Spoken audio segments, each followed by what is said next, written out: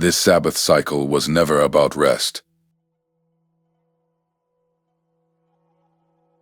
What if the 7-year Sabbath cycle was never about giving the soil a rest?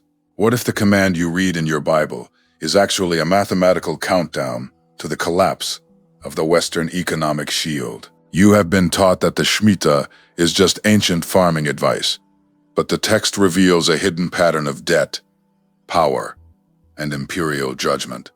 In the next few minutes, we will decode the exact timeline of this cycle, from the fall of Babylon to the coming convergence in 2027. Stay with me, because everything you know about prophetic timing is about to shift. For generations, mainstream pulpits have minimized this cosmic sign, reductionizing it to a simple agricultural myth.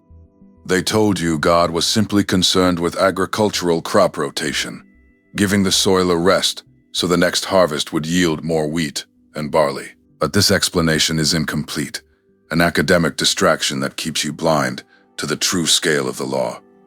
The Sabbath rest of the land was never just about dirt. It was about sovereignty. It was about who owns the earth and who holds the keys to the transaction gates. If you look at the text, the agricultural rest is merely the outer shell of a much deeper mystery. I believe there is a hidden template here that governs the rise and fall of nations. It is a mathematical clock set by the Creator, and when the 7th year arrives, the clock strikes. Think about it. Why would the Creator of the universe pause the entire commerce of the nation just to let the soil breathe? There is a deeper ledger at work, a spiritual reality that modern economic systems have tried desperately to ignore. This is the Shemitah clock, a relentless countdown that resets the ledger of human ambition. Most teachers want to keep this cycle safely in the past, but one careful reading of Scripture shows it was designed as a template for the future. The 7-year Sabbath cycle is not a suggestion. It is a spiritual law that operates like the gear of a massive prophetic clock. When you stack this cycle against Daniel, 9 weeks, the mathematical alignment becomes undeniable. The timeline convergence we are witnessing in our generation is pointing to a specific destination. This 7-year template of debt release is the key that unlocks the seals. I believe we are standing at the very edge of the final cycle, where the spiritual debt ledger is about to be forcibly balanced. Understand this. You cannot escape the math of God. The cycles are moving, the clock is ticking, and the convergence is already standing at your door.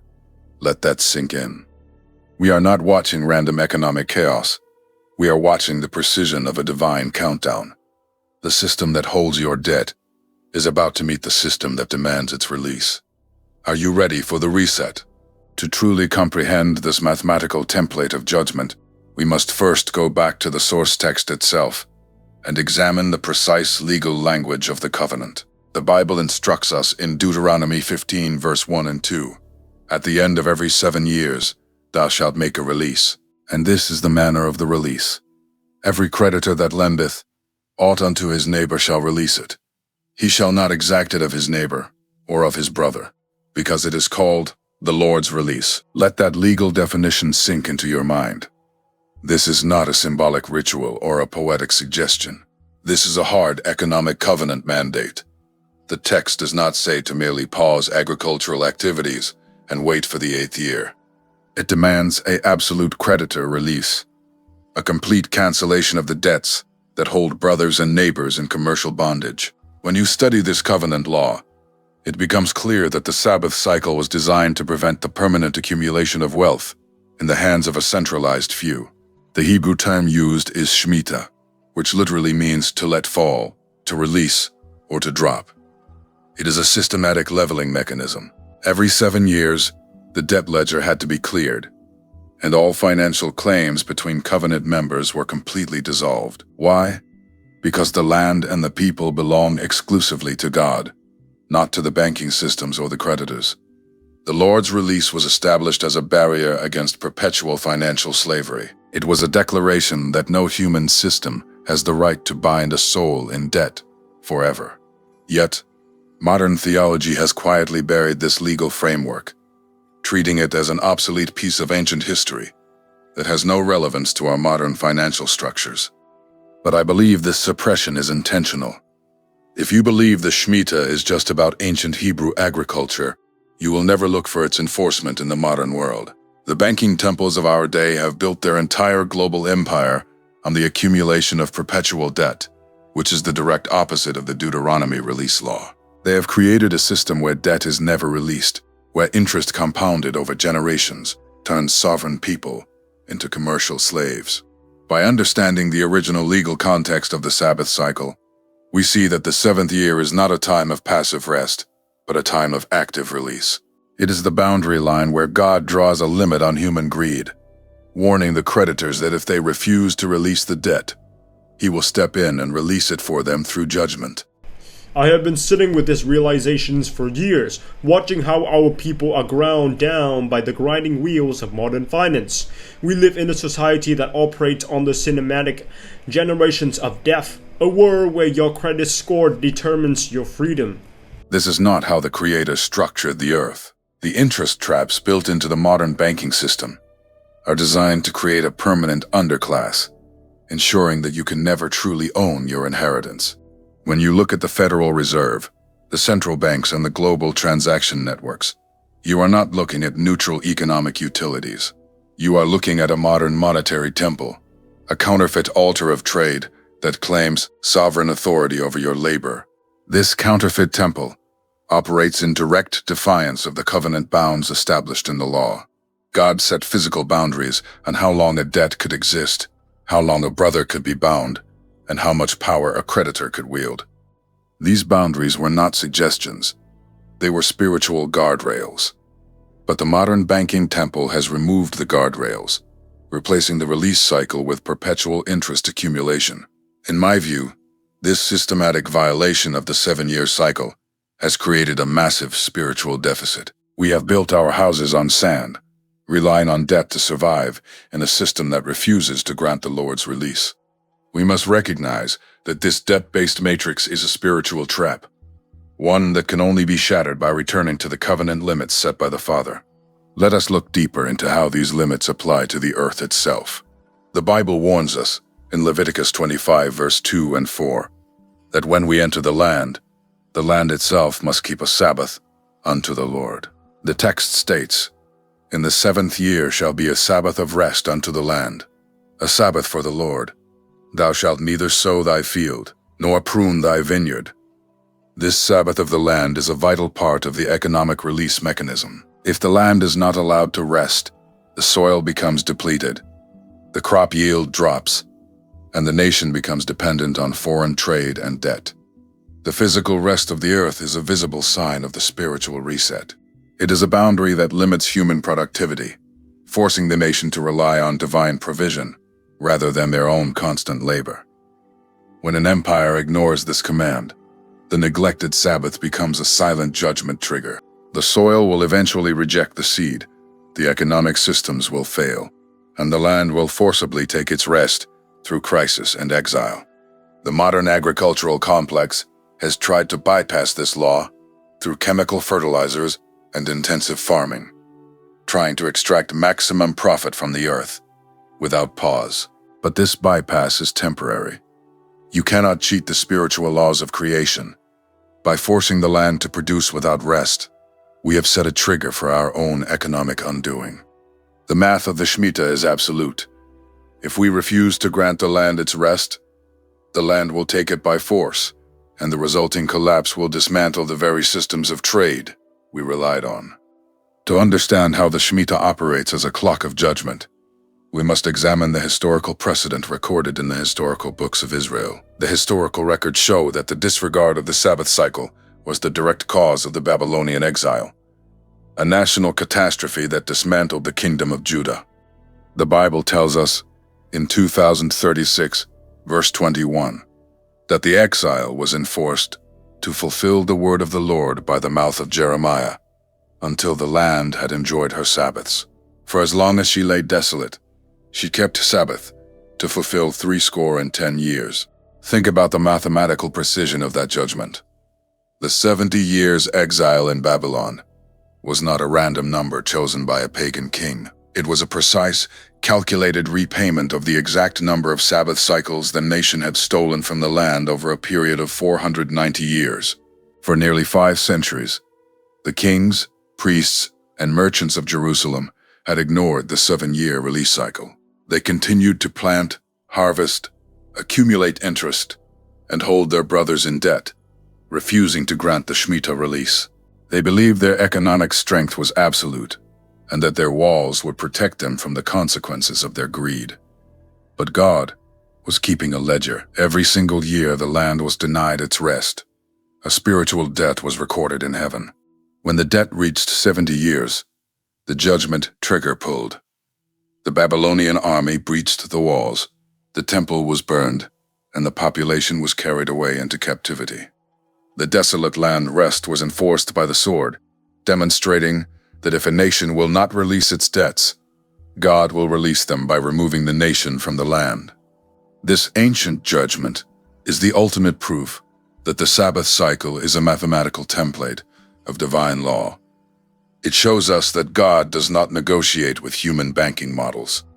The 70 years of captivity were a literal enforcement of the Shemitah, a period where the land took its rest by force, while the temple lay in ruins. I believe this historical precedent warning stands as a witness for every modern empire that has built its trade on permanent debt. The debt bubble cannot grow forever. When the bounds of the covenant are crossed, the reset is triggered, and the wealth of the nation is wiped out to pay the spiritual debt. By studying this historical pattern, we see that the Shemitah is not a harmless ritual. It is a sovereign law of balance, and when the ledger is full, the enforcement is swift and absolute.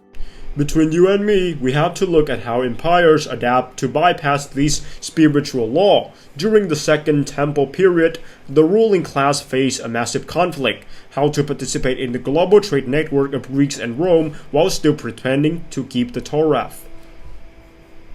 The Roman debt tribute system was designed to bind provinces in permanent interest loops, extracting wealth from the poor to enrich the imperial center. To survive under this pressure, Hellenistic loans became the standard financial instrument in Judea, shifting the economy away from the biblical release model and toward the predatory interest models of the Gentiles. This shift created a crisis for the common borrower. As the 7th year approached, creditors refused to lend money, fearing they would lose their capital under the Deuteronomy 15 release. To bypass this, the prominent Rabbi Hillel introduced a legal contract known as Hillel's prosbul. This contract transferred the debt to the court, which was not bound by the Shemitah release, allowing the creditor to collect the debt even after the 7th year. It was a clever legal loophole, a way to keep the interest flowing while ignoring the spirit of the law. But it was a spiritual betrayal that locked the poor into permanent debt slavery. I believe this ancient compromise is exactly how the modern banking system operates. They have created their own prosbul, their own complex legal instruments that keep you in a perpetual state of borrowing. By legalizing permanent debt, they have built a society where the poor are locked in interest loops and the rich accumulate the wealth of the nation. In my view, this is why the modern temple builders are so desperate to keep you blind to the Shemitah. If you understand the law of release, you will realize that their entire financial matrix is built on a spiritual violation that cannot stand. Now watch how this pattern of economic bypass leads directly to imperial collapse.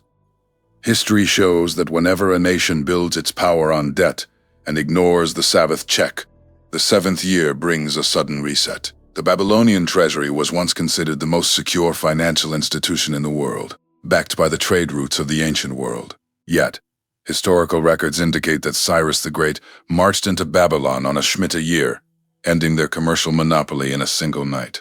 The empire had reached its appointed bound, and the ledger was forcibly balanced. This is the Sabbath judgment in action, a cosmic alignment that dismantles the wealth of the proud. From Babylon to Rome, and from Great Britain to the modern Western hegemon, every empire has tried to override the 7-year cycles, using fiat currency, debt restructuring, and imperial force. But they cannot escape the mathematical rhythm of the Creator. When the 7th year arrives, the debt bubble is popped, the currencies are devalued, and the power shifts to a new ruler. I believe the collapse of these historical empires is a clear warning that the current monetary temple is running out of time.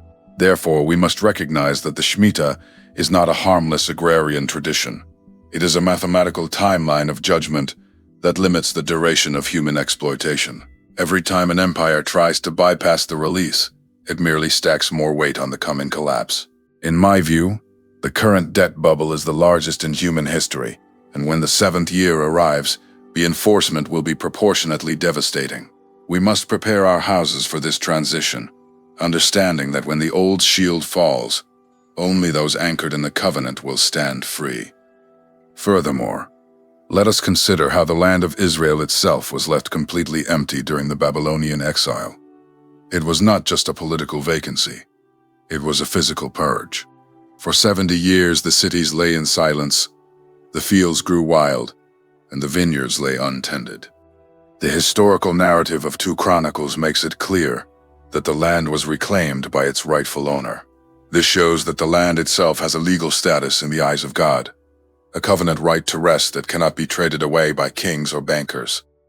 When the residents of Judah returned after 70 years, they did not return to a ruined wasteland, but to a restored, fertile country that had recovered its strength.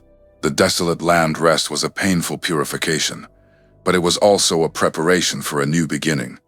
In the same way, the Roman Empire's weaponization of debt led to the complete destruction of Jerusalem in AD 70. By allowing Hellenistic loans and Hillel's prosbul to bypass the Shemitah, the leadership of Judea had aligned themselves with the Roman monetary temple. They chose the prophets of the empire over the release of their brothers. As a result, the Roman legions became the instrument of divine judgment, dismantling the physical temple and dispersing the population across the earth. The debt-based economy they tried to protect was completely consumed by fire. This historical echo is a powerful warning for us today. When we try to compromise with the banking system of Babylon, we invite the same collapse that destroyed Jerusalem. We cannot serve both God and Mammon.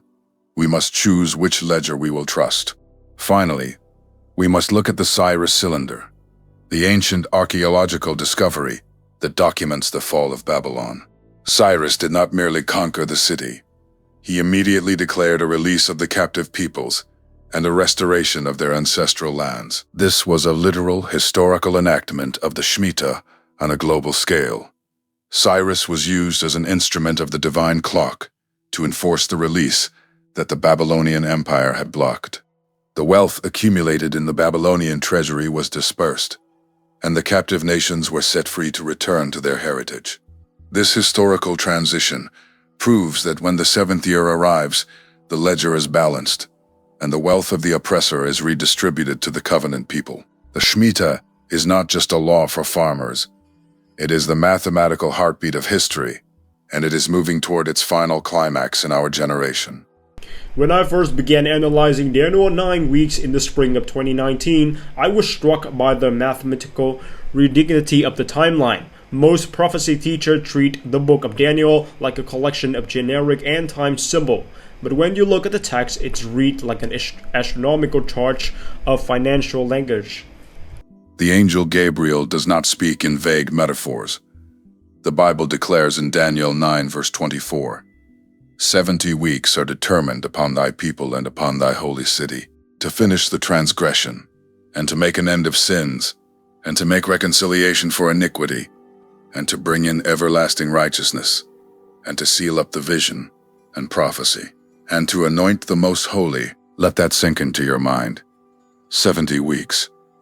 In the Hebrew text, the word is shabuim, which literally translates to sevens, or weeks of years.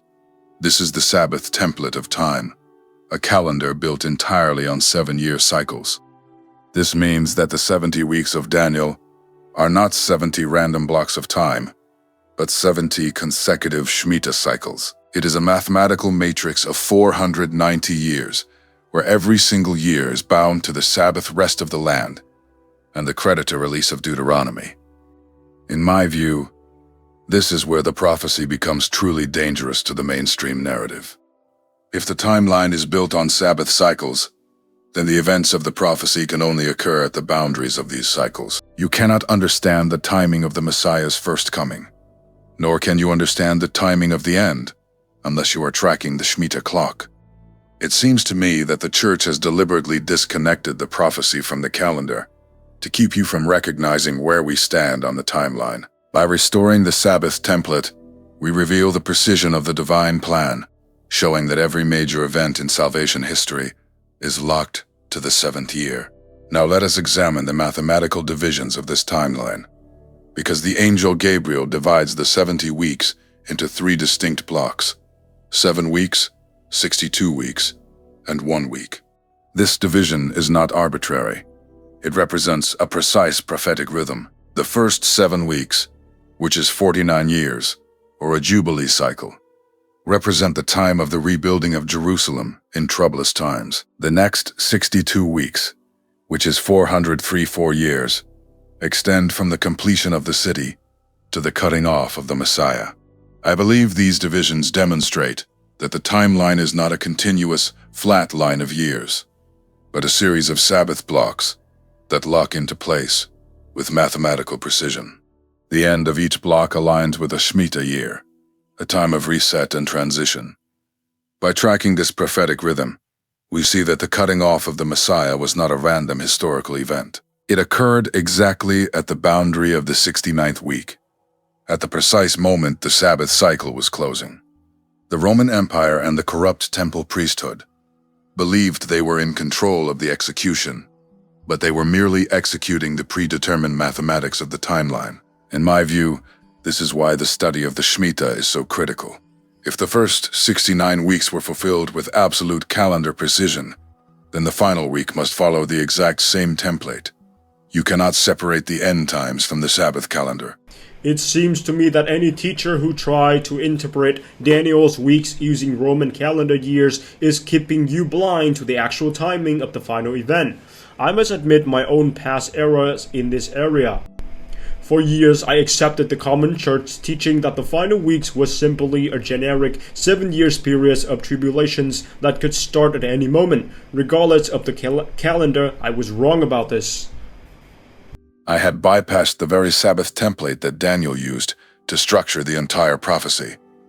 By treating the final week as a floating block of years, I missed the connection to the Shemitah cycle. But when I sat down to reevaluate the text, the truth became undeniable. The angel describes the midst of the week as the moment when the sacrifice and oblation cease. This midst is the 3.5-year mark, the exact midpoint of a Shemitah cycle. The midst of the week is not a random division.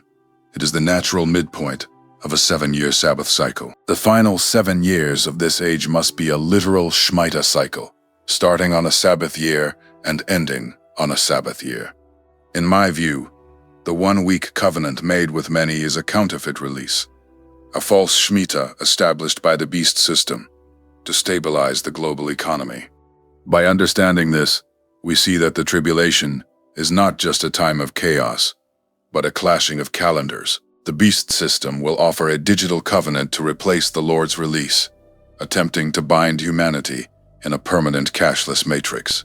But God's clock is absolute, and the final 7 years will enforce the true Shemitah, shattering the counterfeit temple of the beast. Furthermore, let us examine the Hebrew word shabuim in detail. It appears only a few times in the Old Testament, always in connection with seasonal festivals or the Jubilee system of Leviticus 25.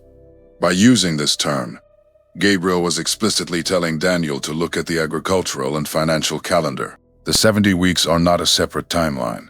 They are the continuation of the very Sabbath cycles that Israel had neglected. The 490 years of the prophecy correspond exactly to the 70 missed Sabbaths that triggered the Babylonian exile. It is a complete cycle of restoration and judgment, a mathematical loop that balances the spiritual ledger. When we realize that the entire history of Jerusalem is structured around these 7-year blocks, the precision of Scripture becomes overwhelming. To illustrate this, consider the historical start date of the prophecy. Gabriel anchors the timeline to the decree to restore and build Jerusalem. Historically, this decree was issued by Artaxerxes in his 7th year, which was a Shemitah year. The rebuilding of the walls under Nehemiah occurred during the first 7 weeks, exactly 49 years, concluding on a Jubilee year. The 62 weeks that followed were a period of silent accumulation, a time where the nation developed its commerce and debt systems under Hellenistic and Roman rule. The cutting off of the Messiah at the end of the 69 weeks occurred in AD 30 or AD 33, both of which align with the Shemitah cycle. This means that every major milestone of the prophecy was anchored to the Sabbath clock. The timeline was never disconnected from the calendar. It was the calendar itself. Finally, we must analyze the structure of the final week. Daniel 9 verse 27 states, "And he shall confirm the covenant with many for 1 week, and in the midst of the week he shall cause the sacrifice and the oblation to cease." The midst of the week is exactly 3.5 years, or 42 months, or 1,260 days, as recorded in the book of Revelation. This midpoint is the trigger for the cashless abomination. The beast system will allow the daily transaction flow to continue for the first half of the cycle, building a false sense of security. But at the midpoint, they will freeze the network, initiating the digital cage. This midst of the week cessation is the counterfeit Shemitah, a forced reset that demands complete submission to the centralized ledger. By understanding this template, we see that the final 7 years are a literal Shemitah cycle, and the midpoint is the moment the trap closes. We must recognize this mathematical clock, preparing our houses before the final week begins. Now let us bridge this ancient scriptural template to the reality of the world you and I live in today. If the Shemitah is indeed a universal mathematical law of judgment, we should see its footprints in the modern economic arena. The evidence is not difficult to find. When you analyze the history of Western financial panics over the last 80 years, a shocking pattern emerges. The major economic corrections, the banking crises, and the stock market crashes do not happen at random. They occur at the precise end of the 7-year Sabbath cycle. This is the Shemitah alignment of modern economic history, a recurring reset that the central bankers and market analysts tried desperately to explain away as mere coincidence or typical market corrections. But I believe this alignment is the signature of the Creator. In the autumn of 1973, as the Sabbath year was drawing to a close, the global economy was hit by a massive oil crisis and a stock market crash that wiped out 40% of the market's value. 7 years later, in 1980, the United States was pushed into a deep recession as inflation peaked and interest rates reached historic highs. Exactly 7 years after that, in October 1987, the world witnessed Black Monday, the largest single-day percentage drop in stock market history. This was not a slow decay. It was a sudden, violent economic reset that occurred precisely on the Shemitah date. It seems to me that the global financial system is bound to a clock it cannot control, a spiritual rhythm that forces a release of accumulated debt every 7 years. The central bank tries to delay this reset by printing more fiat currency, extending more credit, and inflating the debt bubble. They are attempting to bypass the Sabbath rest, trying to force the economic engine to run forever without pause. But this bypass merely increases the pressure on the system. When the 7th year arrives, the pressure becomes too great, and the market corrections are magnified. The debt bubble must pop to clear the ledger. I believe the recurring crashes of the modern era are the physical enforcement of the Deuteronomy release, a divine intervention that wipes out the counterfeit wealth of the proud to restore balance. By recognizing this pattern, we see that the market is not governed by the laws of supply and demand alone. It is governed by the laws of the covenant, and when the 7th year arrives, the ledger is balanced. Most economic commentators tell you that market crashes are simply the result of interest rate shifts, supply chain issues, or typical business cycles. They spend hours analyzing charts, looking at consumer confidence indexes and manufacturing data, trying to find a purely secular explanation for financial panic. But I have come to see that these analysts are looking at the shadow while ignoring the object. The true driver of these economic resets is not the Federal Reserve policy. It is the biblical Shemitah clock. The 20th century was marked by these cycles, but the 21st century has brought a series of Shemitah shocks that have pushed the global economy to the very brink of collapse, showing that the spiritual pressure is building. In September 2001, as the dot-com bubble was bursting and the nation was reeling from the shock of the Twin Towers, the stock market suffered a massive collapse. The crash did not happen on a random Tuesday. It occurred precisely at the end of the Sabbath year, on the very day the Shemitah release was supposed to take place. The market drop wiped out trillions of dollars of wealth, acting as a sudden, forced release of the debt-based economy. Over the next 7 years, the banking system tried to recover by inflating a new bubble in the housing market, ignoring the warning. When the next 7th year arrived, the debt ceiling drama was merely a symptom of the deeper cycle. The September 2008 collapse was the climax of this housing bubble, a financial panic that threatened to freeze the entire global transaction network. On September 29, 2008, which was the exact day of the Shemitah release on the Hebrew calendar, the Dow Jones Industrial Average suffered a historic drop. The market plunged by exactly 777.7 points. Let that sink into your mind. 777.7 points. This was the largest single-day point drop in history. To call this a coincidence is to reject basic probability. It was a clear numerical convergence, a digital signpost in the market that points directly to the creator's ledger. I believe this numerical convergence was a warning shot to the global banking temple. The 7 is the stamp of the covenant, the signature of the Sabbath. By dropping exactly 777 points on the exact day of the Shemitah release, the market was forced to acknowledge the divine clock. The system that built its power on interest and debt was shaken to its foundation. The central banks responded by printing trillions of dollars in quantitative easing, trying to artificially prolong the cycle. But they cannot print their way out of the Shemitah. Every artificial extension merely increases the weight of the next reset, and the timeline is moving rapidly toward the final convergence. To understand the mathematical structure of these shocks, consider the Hebrew date of the 2008 crash.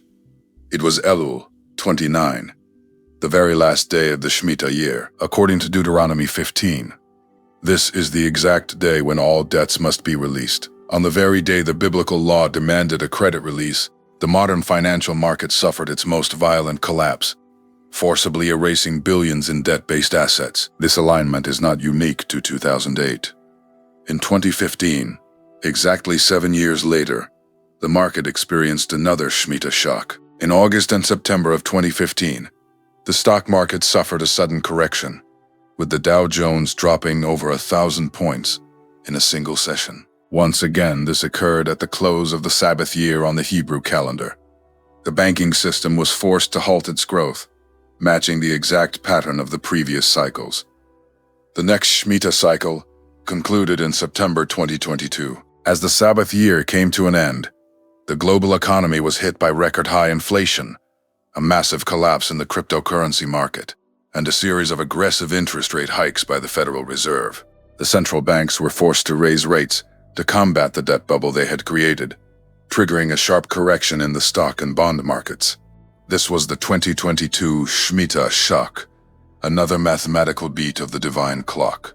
By looking at these dates, 1973, 1980, 1987, 1994, 2001, 2008, 2015, 2022. The 7-year rhythm is undeniable.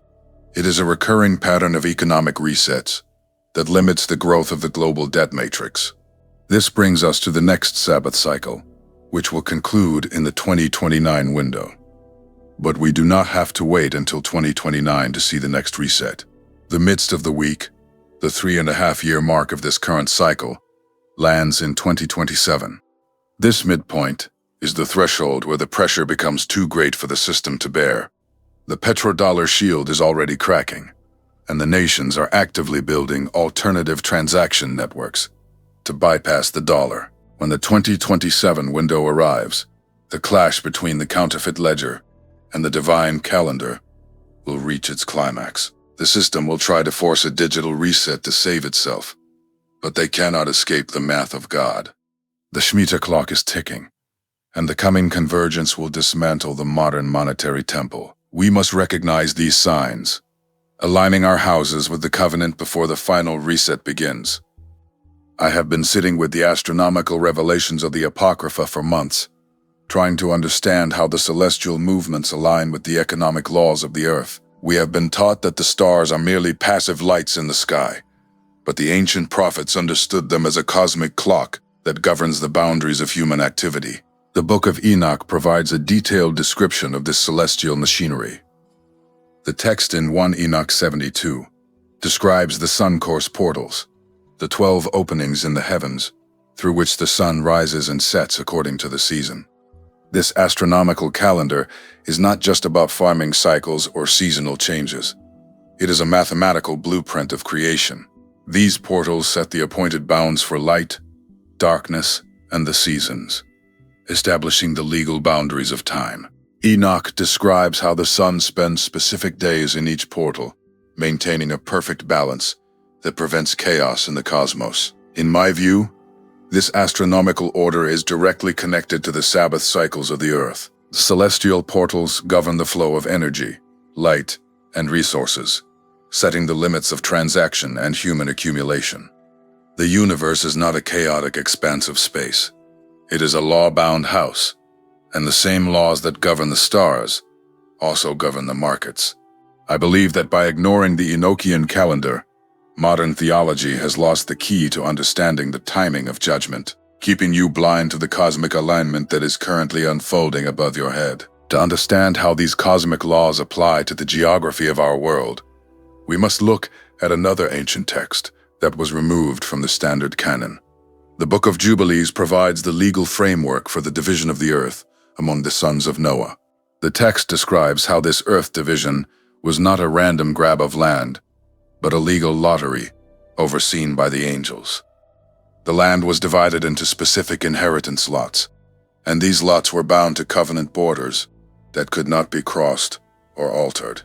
In my view, this division was not just about space. It was bound to time, structured entirely around the 7-year Sabbath cycles and the 50-year Jubilee cycles. The covenant borders of the earth were established as a perpetual legal contract, ensuring that each family and nation retained their specific inheritance.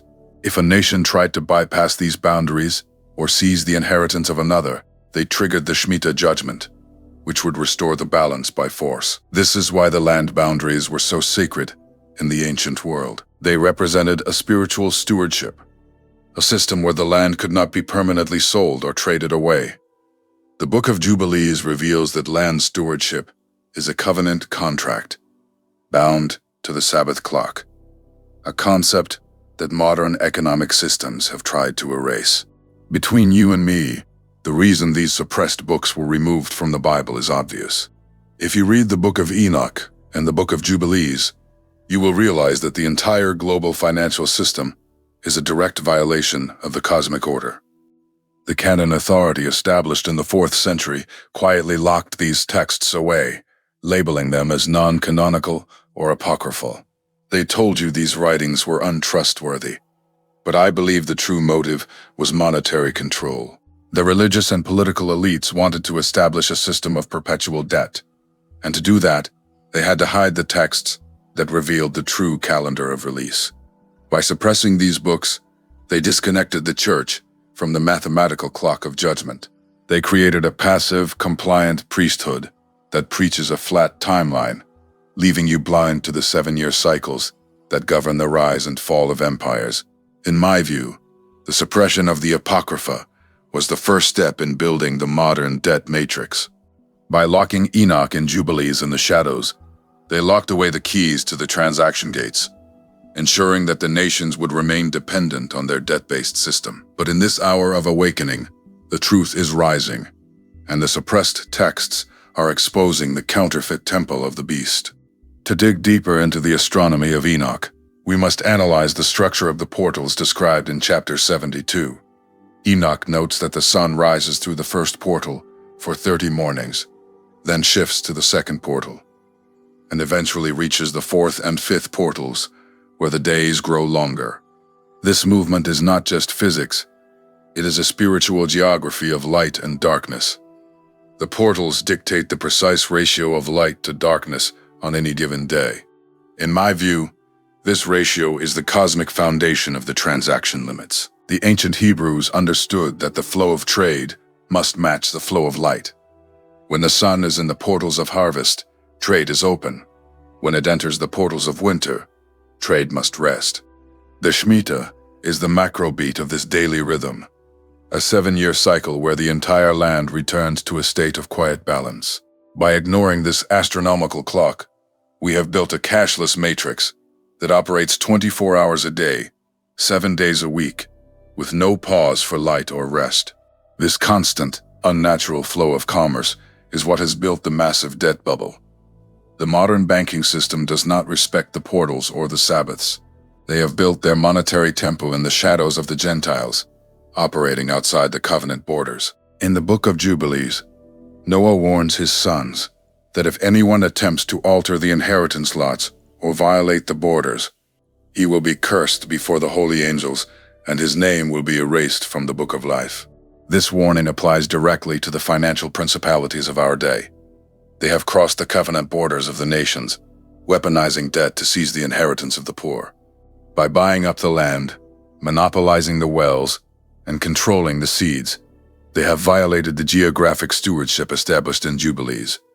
The Shemitah is the divine enforcement of these borders, a judgment that strips the illegal occupier of his holdings to return the land to his covenant heirs. Finally, we must expose the councils that suppress these texts. In the councils of Laodicea and Carthage in the late 4th century, the Roman state church established the official list of 66 books, excluding Enoch and Jubilees. The historical record shows that these councils were not merely concerned with theology. They were establishing the canon authority of the Roman Empire. The Roman monetary temple required a centralized religious structure to enforce its tax and debt systems. If the population had access to Enoch's astronomical portals and the Jubilees calendar, they would have recognized that Rome's tax cycles were a counterfeit Shemitah designed to drain their wealth. The suppression of these books was a calculated act of monetary control, a way to keep the populations dependent on the imperial treasury. The modern church has inherited this flat timeline, preaching a gospel of personal salvation that leaves the corporate debt matrix unchallenged. But as the 2027 window approaches, the seals are breaking, and the suppressed truth is rising to shatter the Temple of Babylon. This economic matrix is not merely a human invention of central banking and paper ledgers. It is the earthly shadow of a spiritual war that has raged in the second heaven for millennia. To understand the true stakes of the Shemitah clock, we must look behind the veil of history and examine the territorial conflicts of the angelic realm. The scriptures reveal that the nations of the earth are not governed by human politicians alone. They are ruled by territorial princes, powerful angelic beings who fight for dominion over resources, trade routes, and human destiny. When the prophet Daniel prayed in Daniel 10, the messenger angel revealed that he was delayed because the prince of Persia withstood him for 3 weeks. This prince of Persia was not a human king. He was a territorial guardian, a spiritual principality ruling over the empire of Iran and its vast trade boundaries. Why would an angelic prince fight to prevent a message from reaching Daniel? Because the message revealed the mathematical timeline of the rise and fall of empires, the precise calendar that governs their dominion. The territorial princes fight over trade lanes, transaction networks, and resource distribution, because control of the physical economy is the primary mechanism of spiritual control. Economics is a spiritual warfare battlefield, and the transactions in your hand are the currency of this invisible war. I believe that by ignoring this spiritual dimension, modern believers have become passive victims of a system designed to extract their covenant wealth. Every major shift in the global economy is preceded by a war in the second heaven among these territorial guardians. When the Roman Empire rose, it was the principalities of the West establishing their transaction net. When the British Empire fell, it was a shift in the angelic alignment. The central banking system, the petrodollar shield, and the SWIFT network are not neutral tools of commerce. They are the physical structures of a counterfeit temple, built by these fallen guardians to bypass the Shemitah release. They have established a ledger that refuses to rest, trying to force the earth and its inhabitants to serve their system forever. But their dominion has an appointed bound, and when the 7th year arrives, the spiritual war intensifies, and the clock of judgment strikes their temple. I must admit my own past failures to see the economic dimension of these spiritual conflicts. For a long time, I read the book of Daniel through a purely political lens, viewing the principalities as simple representations of human kingdoms. I was wrong to limit the text in this way. I had missed the reality that control of a nation is always built on the control of its currency and trade. The messenger angel, in Daniel 10 verse 13, declares, "But the prince of the kingdom of Persia withstood me 21 days. But lo, Michael, one of the chief princes, came to help me, and I remained there with the kings of Persia." Why did Michael help the messenger? Because the message contained the keys to the covenant timeline, the spiritual currency that determines when the chains of the nations will be broken. The prince of Persia fought to keep the Daniel 9 timeline sealed, because he understood that the math of the weeks would mark the end of his dominion. The territorial guardians used the physical transaction networks as their primary weapon of control, keeping human populations in a state of permanent debt to prevent their spiritual awakening. When we borrow from their system, we are not just using money, we are submitting to the spiritual currency of the principalities. I believe this realization is the key to breaking free from the paper matrix. We must recognize that the war in the second heaven is a war for the ledger. By seeking Michael's help, we are aligning ourselves with the divine executioners of the Shemitah, the angelic forces who will dismantle the economic fortresses of the enemy on the appointed day. The modern temple builders have established a counterfeit calendar, a fiat economic cycle designed to override the Sabbath clock. They have built a centralized ledger that tracks every transaction and binds every nation in permanent interest obligations. This centralized ledger is the structural framework of the beast system described in Revelation. They use their financial portals to control the daily flow of goods and services, forcing humanity to bow to their temple. But this counterfeit temple cannot stand against the Shemitah.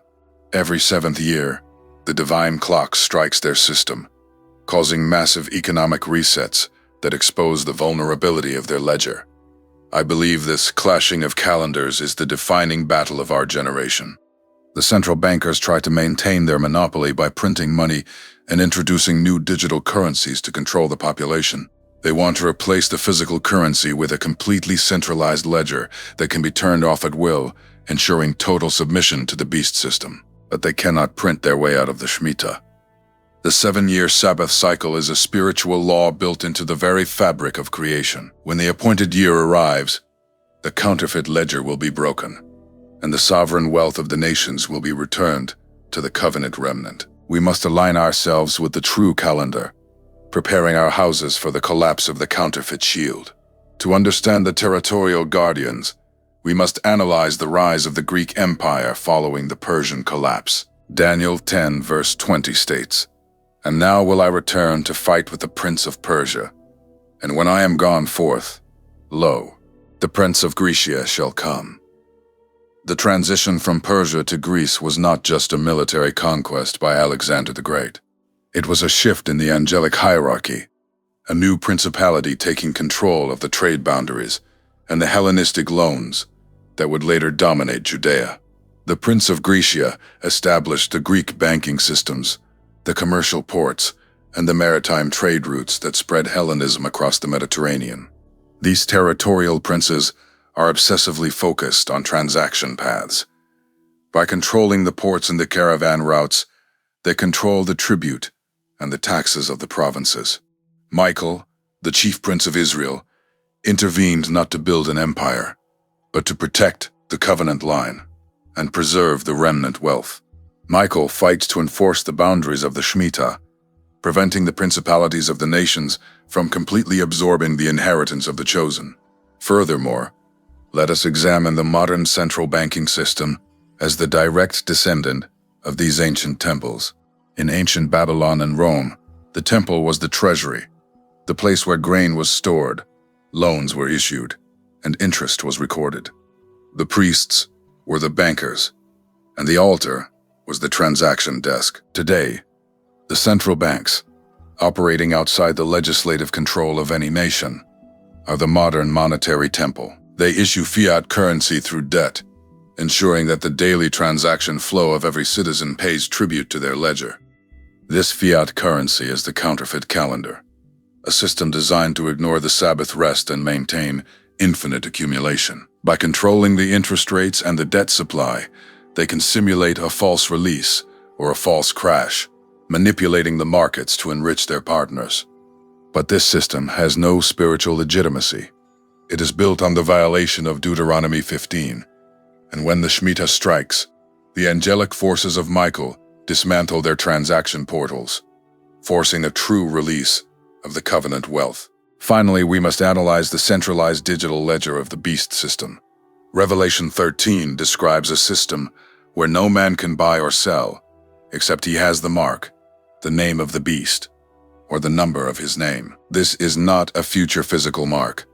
It is the ultimate centralization of the transaction network. The technology is already built. Through central bank digital currencies, they are preparing to eliminate physical cash, locking every account into a single, centralized ledger controlled by the beast network. If you do not submit to their regulations, your access to the market is instantly cut off. This digital cage is the counterfeit Shemitah, a system where the release is granted only to those who bow to the temple of the beast. But this system cannot withstand the true calendar of God. The Shemitah clock is moving toward its climax, and the coming reset will shatter their digital portals. We must withdraw our resources from their temple today, aligning ourselves with the divine calendar to stand free in the day of judgment. Most political commentators tell you that the collapse of the dollar will be driven by federal interest rates, election cycles, or simple trade deficits. They focus on the decisions of politicians and central bankers, trying to explain economic shifts using purely secular theories. But I believe these commentators are missing the true force behind this transition. The decline of the dollar is not a random event. It is bound to the biblical Sabbath clock. The 2027 window is the climax of this current 7-year cycle, a point where the accumulated debt of the Western world will face the ultimate release. This is the coming dollar collapse, a sovereign reset that aligns perfectly with the Shemitah climax of our generation. The petrodollar shield, which has protected the Western financial system for over 50 years, is starting to crack. The nations of the earth are bypassing the reserve currency, building alternative networks to trade gold and local currencies. This shift is not a slow evolution. It is a rapid decoupling that is accelerating as we approach the end of the 7-year cycle. When the 2027 window arrives, the artificial buffers will fail, and the true weight of the debt will be felt. In my view, this transition is a divine reset, a dismantling of the economic monopoly to balance the ledger. By understanding this, we see that the collapse is not a theory, but a mathematical certainty locked to the Sabbath calendar. We must look beyond the mainstream news, recognizing the precision of the clock that is currently ticking down to the final reset. When the economic crisis reaches its peak, the global transaction networks will experience a sudden and complete freeze. This is what the prophet Daniel described as the midst of the week, the point where the daily sacrifices, or the daily flow of commerce, are forcibly stopped.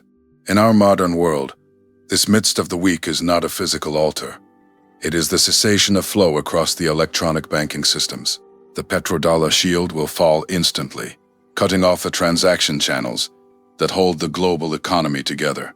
In my view, this freeze is the direct result of ignoring the Shemitah release, a sudden correction that forces the markets to stand still.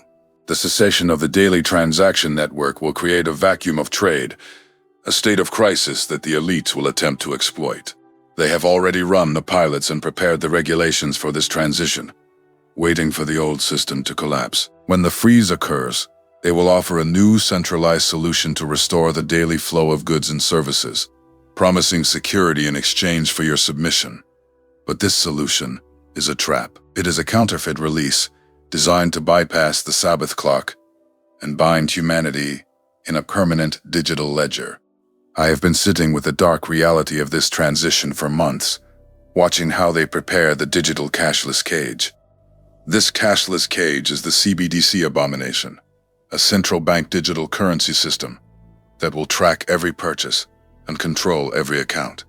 It is the structural framework of the Revelation 13 mark, where no one can buy or sell without submission to the centralized ledger. By understanding this, we see that the abomination is not a future possibility. It is already standing at the door. I believe this digital temple is the ultimate weapon of the principalities, a system that desolates the human soul by stripping you of your commercial sovereignty. We must recognize the trap before it closes, refusing to enter the digital cage of the beast. In the midst of this coming cashless net, the covenant remnant is called to rise and walk in their true identity. The remnant is not designed to be victims of the beast system. In the book of Revelation, the call is clear. Come out of her, my people, that ye be not partakers of her sins, and that ye receive not of her plagues. This remnant exit requires a complete withdrawal of resources from the paper matrix, a refusal to rely on the debt-based currency of Babylon. The covenant wealth of the remnant is not found in their bank accounts or treasury bonds. It is anchored in physical assets, land, and the divine inheritance of our ancestors. This transition requires a return to spiritual sovereignty, a refusal to submit to the cashless ledger of the central banks. We must build local systems of trade, return to physical commodities, and establish communities of mutual support that operate outside the digital temple. I believe that by securing our own trade networks and food production, we can bypass the centralized abomination entirely. The wealth of the wicked is laid up for the just, and when the 7th year arrives, the reset will trigger a massive transfer of resources to the faithful remnant. We must be prepared to receive this inheritance, walking in the authority of the covenant. Therefore, you must begin to withdraw from their debt system today. Refuse the interest traps, secure physical assets, and return to the ancient ways of trade. The petrodollar shield is about to fall, and the cashless net is closing. But for the covenant people of God, this is not a time of fear. It is a time of deliverance. In my view, the Shemitah is the key that unlocks our freedom, dismantling the economic fortresses of the enemy to restore our heritage. Walk in that truth, prepare your house, and stand named as the true remnant of the covenant. The reset is here. We are the generation. To trace the timeline of this collapse, consider the alignment of the current cycle. The Sabbath year of 2022 initiated a period of economic decay, marked by rapid inflation, the collapse of global supply chains, and the rise of local trade agreements that challenge the dollar. The 7-year cycle will conclude in the autumn of 2029, but the midpoint, the 3.5-year threshold, occurs in 2027. This midpoint is the midst of the week described by Daniel. It is the moment when the tension between the old debt system and the coming digital ledger reaches its climax.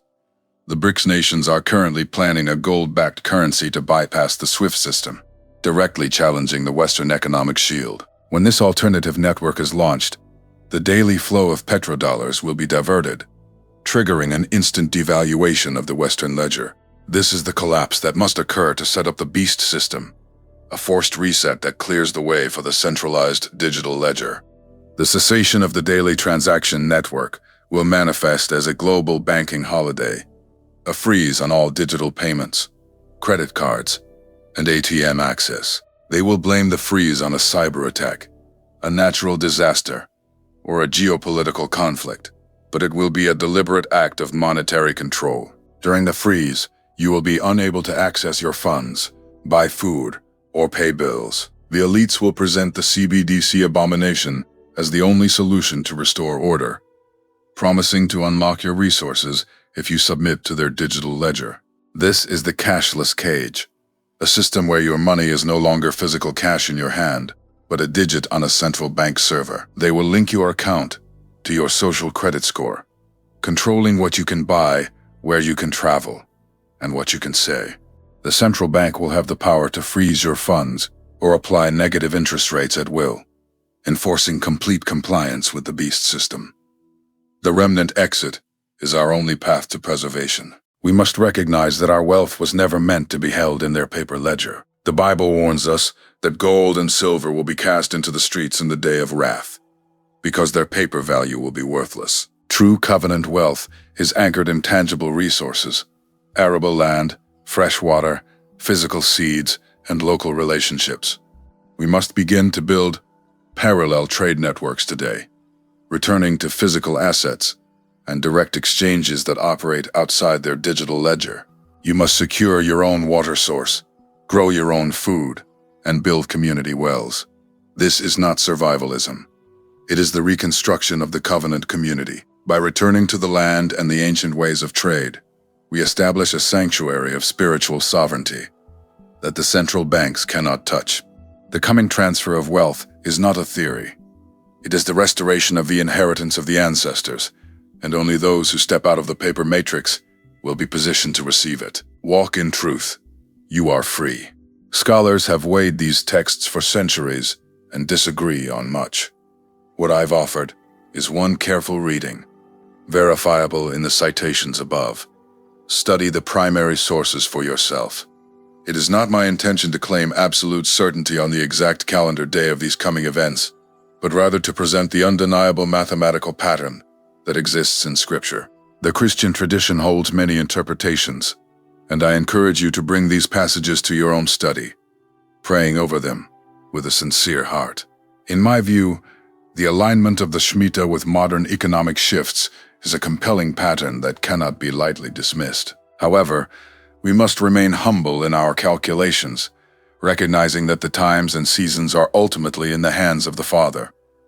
This is not about building fear, but about building awareness. Take what serves you from this research, examine the historical records, and let the holy text speak directly to your spirit as you walk this path of truth. Now, between you and me, I know this message carry a heavy weight. I know the reality of coming economic reset can feel overwhelming, but I need you to stand firm in this hour, knowing that you are not left comfortless. Let us pray together for divine protections over your house and your family. Pray with me now. Heavenly Father, we thank you for the revelation of your word and the mathematical precision of your cycles. We ask for your divine protection over every truth seeker watching this today. Keep them covered under your wings as the global systems shake. Grant them the wisdom to prepare their houses and the strength to exit the paper matrix. We pray for a powerful remnant awakening across the earth, that your people would rise in spiritual sovereignty and reclaim their covenant heritage. We seal this prayer in your holy and mighty name, trusting in your justice and your promise. Amen. If this message opened your eyes to the true pattern of the Sabbath clock, leave a comment with your city and the word watching. Tell me where you are witnessing this awakening. Make sure to subscribe to the channel, because our next run goes even deeper into the apocryphal secrets of the Book of Enoch and the history omitted from the modern canon. We will examine the fallen watchers, the division of the earth, and the hidden gates of the north. Refuse the lies of the system, stand named, and walk in truth. Therefore, please leave a watching comment below with your city. Make sure to subscribe to the channel for more prophetic updates. Subscribe now to stay covered and walk in truth. The content presented in this video by Dark Eyes is for educational, historical, and prophetic commentary purposes only. It does not constitute financial, legal, or professional investment advice. The views expressed are based on alternative scriptural interpretations and historical patterns. Viewers are encouraged to conduct their own research and exercise personal judgment.